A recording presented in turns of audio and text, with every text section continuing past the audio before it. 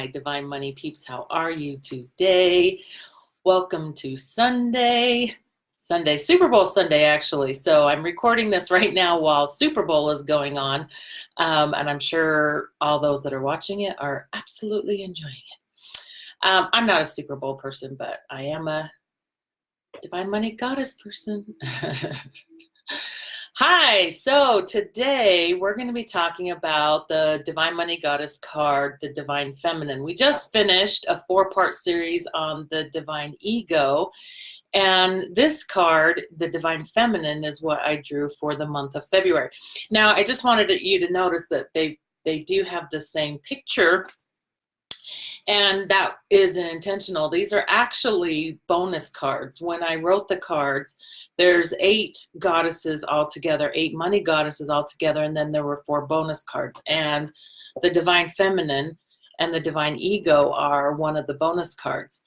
So, hi, welcome. I'm Beth Ann McMerrick. I'm the owner and creator of Divine Money Mastery. Here we weave together the elements of personal finance and spirituality so that we can increase our financial vibration and shift and change the scarcity mindset, the self-sabotaging mindset, the stopping of money and cash flow coming into our lives.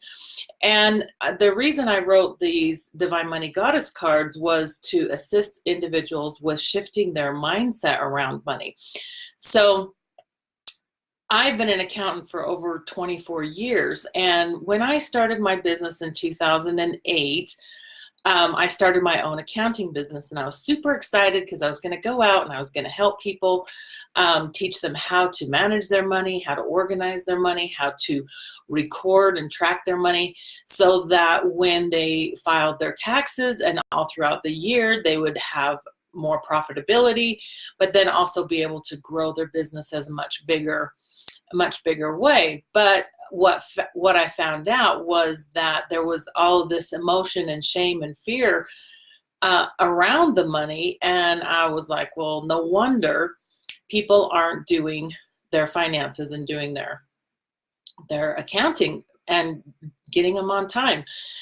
One of the most shocking statistics that I have seen is in the last 7 years now. So it's been since the last 7 years, Americans have paid $38.5 billion every year in overdraft charges. And that just astounds me as an individual, because I think, wow, how much we could be doing and creating in this world if all that money wasn't being wasted to overdraft charges. So the Divine Feminine, like I said, was one of the bonus cards, and this was probably one of the hardest cards for me to write, because at the time I didn't exactly have the greatest mother figure. In fact, I didn't have a great mother figure growing up. We didn't actually reconnect in our feminine energy and as a mother-daughter kind of relationship until I was much older. In fact, maybe in the last 10 years or so. She did pass away a few years ago, but I was very unfamiliar with what the Divine Feminine energy was all about. In fact, for a long, long time, I was actually really quite ticked off that I was a woman, because in my career as an accountant, and for many of the businesses I worked for, I was actually the corporate controller. So I was responsible for a lot of the financial coming and going and organization and interpretation of the finances that were going on in these multi-million-dollar businesses. But yet I was still being treated as just kind of this entry-level secretarial type, just there was no respect ultimately for me as a woman and for the work that I was doing. It was just more about, give me the information and then we'll make the decisions, And so for a long, long time, I was really ticked off that I was a woman. I was so mad that I was a woman because, again, there were very much limited possibilities for me. There were opportunities that weren't there for me. There were just the basic overall respect for me as a woman. And I was like, you know, if I was a man, if only I had to, you know what, I would have more respect. I would have more opportunities. I would have more abilities. I would have more respect and opportunities in the world and in the workforce, not to mention better pay. So right after I started my accounting business, I went ahead and was part of a business conference that I went to. It was a retreat, actually. And there was this exercise that the retreat leader put us through. And it was essentially we were all on this mat, and then we're all meant to go forward on this mat and figure out how to get people across from one mat to the other mats and whatnot. And so it basically became kind of a leadership experience for people. And I basically just kind of sat out on the sidelines because I was like, you know, I was like, well, I'll just let everybody else do it and let them, you know, share their experiences and whatnot. But what happened was the leader called me out, and she was like, Beth Ann, how come you didn't do anything? How come you didn't step up and, you know, be a leader? How come you didn't, you know, share your opinion and do kinds of things? And at the moment I was like, well, I just wanted them to experience it. I wanted them to, you know, reach out and do whatever and, you know, express themselves and take on that role of the leader. I was just fine with sitting back. And basically when it got down to it, at the end of that conversation with her, I told her, you know, like, what's so great about being a woman? I just, you know, there wasn't anything that I could think of that, like, who cared what I had to say because I was a woman. There wasn't anything of a value that I could contribute in that exercise or in life overall. That's kind of where my belief system was at that time. So I got a homework for that night of the retreat, and that was I had to write a letter, write a document about what's so great about being a woman. So I was like, okay, here I go.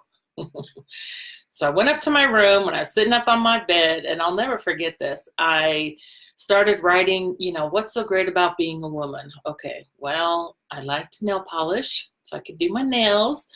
I did like wearing skirts every once in a while, so I was like, I can wear skirts, you know, being a woman, I can wear skirts. And that was about all I could come up with. I couldn't think of anything else about what was so great about being a woman. And I remembered another conference I'd went to, and the guy that was running the conference, his name was Garrett, and he said, if you don't know the answer to a question, there's 3 places you can go. Ask God, ask Garrett, or ask Google. Well, Garrett wasn't there, so I decided to get on the computer and I wrote up Google. Hey, Google, what's so great about being a woman? And what came up was an article about this woman named Beth Mooney.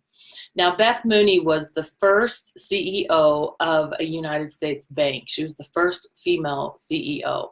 And right off the bat, I was like, I could relate to her because she was in finance, she was in money, and her name was Beth. She had the best name ever. So I proceeded to read this article.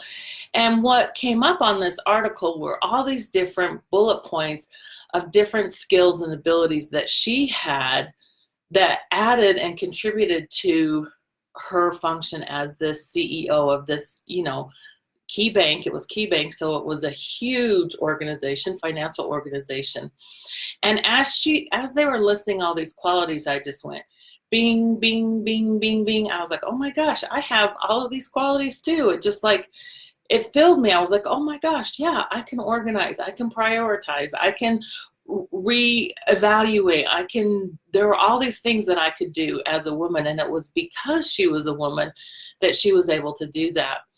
And the next thought that struck me was, oh my gosh, if this means what made me so good at the work that I did, because I put together and reorganized multi-million-dollar financial systems within these multi-million-dollar corporations, not only for just one single year, but for multiple years, depending on how messed up their business was. It was quite a complicated array of financial information that had to be organized properly and within tax regulations and profitability and understandable kind of ways, but then setting up this system for, as work was being continued to continue to gather and organize this financial information.